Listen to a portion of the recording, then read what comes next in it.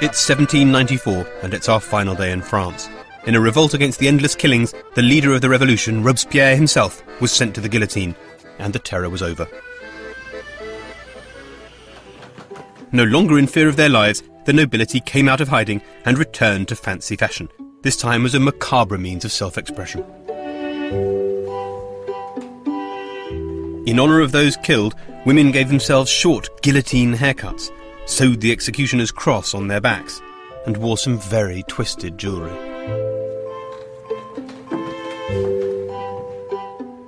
In this celebration of death, the final touch was a red ribbon around the neck to mark the strike of the blade.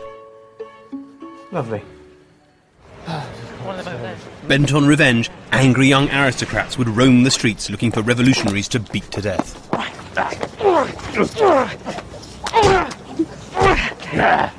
In a wave of retribution called the White Terror, more people were killed than in the terror itself. After battering revolutionaries, I like to eat a massive feast. What do you reckon? You were engaging in that with some gusto. Well, it gets the blood up, you know. This is way before gymnasium. What do you have to do to get a restorative broth around here? I'm getting real twig happy now. Into this new culinary explosion came the world's first restaurant critic, Grimaud de la Reynière. Today we are holding a feast in honour of the man who invented my job. Post-revolutionary Paris went party mad, and to celebrate, this extraordinary man held extraordinary dinners to mark the end of the old world and the beginning of the new. In his mocking tribute to the revolution's obsession with death and gluttony, food was served off coffins and live pigs were invited to his table. I've never eaten in the shadow of a coffin before, or within smelling distance of a pig, which is it's a good idea. With the cataclysm of the French Revolution, a lot of the nobility have to emigrate, and their chefs, suddenly these people are out of work, and what do? They create restaurants, and there weren't half a dozen of them before the revolution. Now there are 500 of them. So it's going to go into this. To continue our macabre theme, Michael is cooking our strangest menu yet, a sort of cuisine noire in which every dish will be black. This venison, we're going to marinate it in red wine with some chocolate, trying to make everything look black or as black as possible. Funerary feast, turtle soup, black bread, black olives and caviar, monstrous egg, mule steaks, Frankfurt smoked sausages, roast venison in chocolate sauce, truffles in jelly, chocolate fruit, coffee. We kick off the evening with an oil slick of a soup, made not from real turtle, but from squid ink and oxtail. Well, it was just very sort of glutinous. A little stringy, huh? The soup's good. It is. A bit cold, yeah. So we've got the egg here cooking. Downstairs, Michael's cooking the strangest dish we've seen this week, a monstrous egg made from boiling 48 eggs in a pig's bladder. Yummy. Oh, it's the rotten egg type of smell. Oh, that is pretty bad. I really got... Oh, my word. Oh, no! Lord, what is that? Is that the monstrous egg? This is a real pig's bladder, which, of course, God, it's famous... leaking. Is it? Bladders will do that in their old age. Originally a 15th century recipe, this appears to have been Grimaud's savage comment on the birth of a monstrous new world. Sorry, that is Alien. That is basically, we've recreated Ridley Scott's seminal film. I can't believe anyone really ate that. So that's the pig bladder mostly done. At Grimaud's dinners, male guests were encouraged to wipe their hands on their ladies' hair between courses. Does anybody want any of the... No, they've got quite a sulphurous... Can you pass me that pig's bladder? Pass me that pig's bladder. No. Today, there shall be nobody touching my hair. Yeah, I was... French Revolution. Actually, I'm going to vomit. It's the wrong colour, but it's... Meanwhile, the pig is being squirted to hide the smell of me!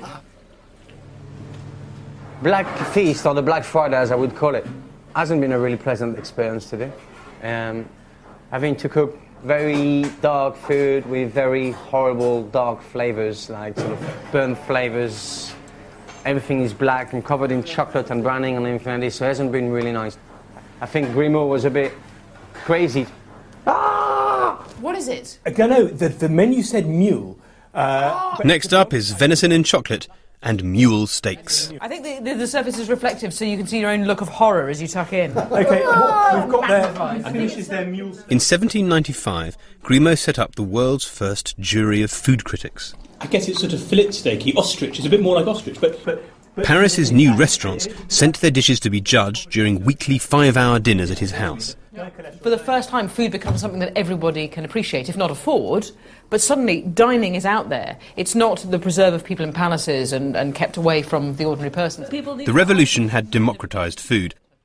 Now the colour of one's bread was no longer determined by one's class, but simply by whether one could afford it. The truffle jellies have come out. They've come out nice, looking good, but they taste absolutely disgusting. Just got to finish the cake, and that's it, really. But it's probably one of the worst meals I've ever cooked. It's absolutely disgusting. I can taste truffle, which is the thing I like, and I can also taste Bassett's licorice, all sorts. As an initiation ceremony into Grimaud's critics' circle, his guests were obliged to drink 17 coffees after dinner. In the spirit of my forebear, I can think of no better end to a bonkers week. So, after you? After the eggs, after the cool eggs. It's hot. Despite tonight's horrific meal, Grimaud went on to guide French food into a triumphant new era. Oh, come on, man, keep up. In a world of restaurants, critics and food available to all, the refined dishes first created for the court would become the classics of a national cuisine that would go on to rule the world. I win. Unlucky. You lose. Have another cup of coffee. Vive la révolution! Vive la révolution! Vive la révolution! I loved it. What can I say? I mean, before I've even finished that sentence, you know, this is a meal to die for. When you're sitting swilling in pig's excrement with the stink of 17 coffees, you know you've lived. And this is what the revolution was for. And let's face it, we've lived the whole of the French Revolution, 4 or 5 years of terrifying history in a very, very brief space of time. And without 17 coffees, I would have no way of dealing with it.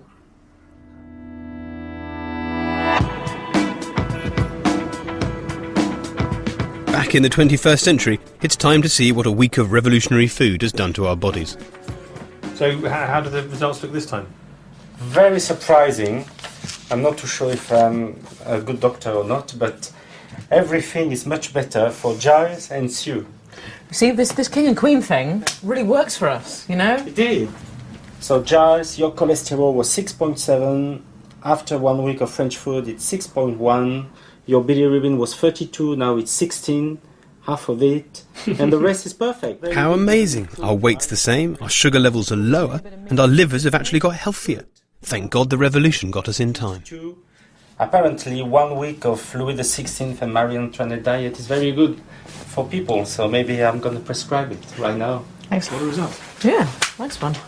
Just goes to show that your own diet, the diet you live 24/7 as Giles Corran restaurant critic, is actually worse for you than all that binging and scoffing and troughing that you did as Louis XVI, the most famous pig of in the entire history of France. The idea that I could follow the example of a man reviled and ridiculed by his people for being a glutton and get healthier just shows that, frankly, they didn't know the half of it, didn't they? My cholesterol was down on 10%. Next week, Sue and I will be eating our way through the Roaring Twenties. It was the era to be young and beautiful. In the few hours we're sober, we'll be living the high life, and I'll be delving deep into Sue's psyche. Yeah, my darling. It's all a myth. Oh! No, you don't have to pay. Well, you... No, I'm not. We're not begging. Who are you? It's a Scarlet Pimpernel. Oh my God! Oh dear, he's also bald.